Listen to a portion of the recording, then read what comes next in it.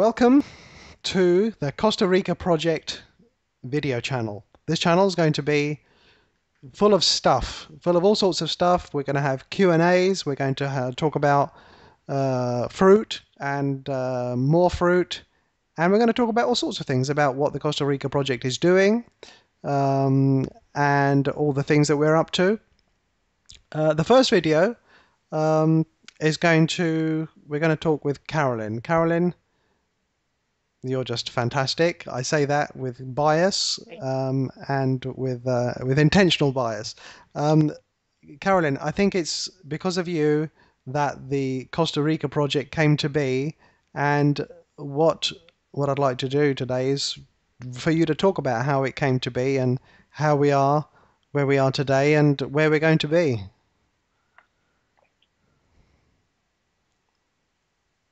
Okay, well, let's see what we can do to help describe this for everybody, because I think that there's been a lot of interest over the last almost year now, as we have dubbed the Costa Rica Project post, or really during, the level 2 class in October.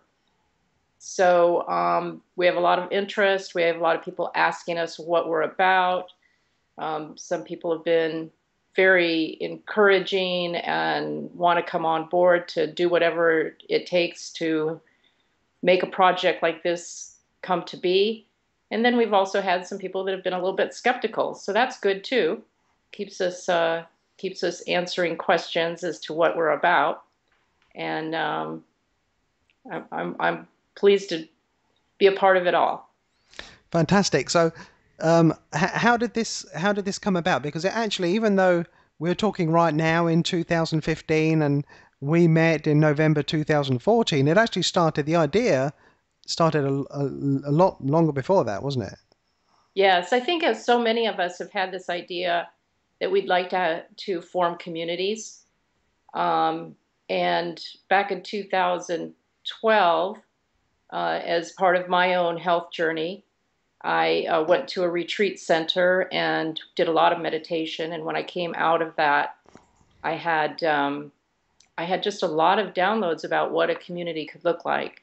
And so I brought that back to my local area, talking to people, and everybody's like, yes, we got to do it. Let's have a wellness center. Let's have a community. Let's do this. But it's really hard to get people kind of like to give up what it is, whatever it is that are their current interests and distractions and activities, and be a part of something that really requires quite a bit of work, as like a wellness center or anything beyond that would take. So I kept working kind of on the infrastructure of it, if you will, just in my, like a hobby. And when I went to Lebanon in April, I think it was, of last year, 2014, I went with the idea that I was going to Costa Rica in the summer for 2 to 3 months. And I wanted to check out this Costa Rica that Dr. Morris kept talking about. Got to go to Costa Rica, go to the tropical areas, see the fruit. And I haven't done a lot of international traveling myself, so I thought, if I'm going somewhere, I'm going to Costa Rica. Right. So anyway, that's sort of the beginnings of, I guess, just in my mind. And I'm not different than anybody else in terms of a thought of having a community or a center. It's just that I was kind of working in my own little niche, thinking, what could it look like? What could it be like? So there wasn't quite so much interest at the level 1 class. I was a little bit surprised. There were a few people talking about Costa Rica and thought it was a good idea. But I went on to Costa Rica. Then that summer, I spent 2 months, and I went sort of as just a scouting trip to see what would it take to have retreats there, to have a wellness center, meet people, get accustomed to what the culture was like. What exactly are we looking at? And so then when I came back, then like the end of August, 1st of September, and went to level 2 then at the end of October, just 2 months later, and talked to people in the level 2 class about Costa Rica. And it was in those conversations that we said, we've got to do that. And we started calling it the Costa Rica Project. That's how it started. It was really quite quaint, fun, organic. And we had such a great class. There were so many of us that just instantly bonded once we stepped in the room together. It just makes so much sense that we take Dr. Morris's legacy to another level. And he throws the baton out there almost at every YouTube. Let's do this. We got to be a team. Let's let's get our message out there. So coming together in some form or fashion just makes sense. The struggle is going back to what I was saying earlier. When we're identifying ourselves as a community, it's how do we do how do we begin to wake up to the idea that we are a community, and then how do we begin to act or behave like we are one in a way that brings us together around a nucleus of activity that is productive and meaningful in our world today. One of the things, so we have the Costa Rica project.com as our website, and the other thing we're doing is we have another website we affectionately call RD, and both the links are in the About section below. But RD stands for the Association of Responsible Detoxification International, and that's about creating an association of detox counselors, specialists, and that's really, for me, it's one of the most important things, because without that, I feel that there's no longevity if we're scattered as individuals, and there won't be another generation. So I think that's really important. Do you how does that link with the Well, Costa? Sorry, go ahead. no, good. Yes.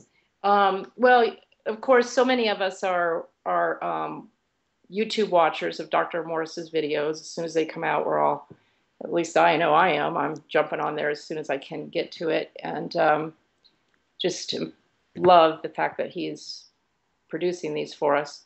But he talks a lot about this association that he wants to be forming. So, and then we also, on the other hand, hear him speak quite a bit about how they're bulging. They've got so much work to do, and they're short, staffed a little bit in terms of what they can do actually in their clinic. So, the group of us that we're meeting with regularity, calling ourselves Costa Rica Project, we started saying, well, let's take the baton here and do something to form the association that Dr. Morris is talking about. Let's help get things rolling for this that he talks about he wished he had more time for. So we started to do that, and through weekly meetings, a couple hours every week, a handful or more of us have been devoting quite a bit of time to putting together what we affectionately call ARDI, the Association for Responsible Detoxification International. And we've created a website, which is just bare bones right now. But, the idea is that we're just activating, we're getting the energy flowing and moving so that when the time is right and everything comes together, we'll have done some of the background work and with something to build on, a foundation. So that's really just through the meetings and the conversation and the masterminding and the synergy of the group as we have conversations and ideas and pulling it together that already was formed. And I think, as I said, for me, it's the foundation of everything, because with that, it's not about one individual or two individuals. It's about the association. So it doesn't matter when you or I decide that it's time to check out of this place and go to new adventures, and see what else. It's about the association carrying on, and and everything that comes with it, with the protection, with conformity for anyone wanting to get interested in this thing. So we have a consistent message, and it helps new people too that are getting into it and want to be a detoxification specialist. They have resources and the help and everything that is lacking right now. Yes. Yeah, I think that the association is a great idea. Again, there's a lot of responsibility that goes with creating a business entity. There's money that's needed. There's organizational needs, and so these are all things that we've got.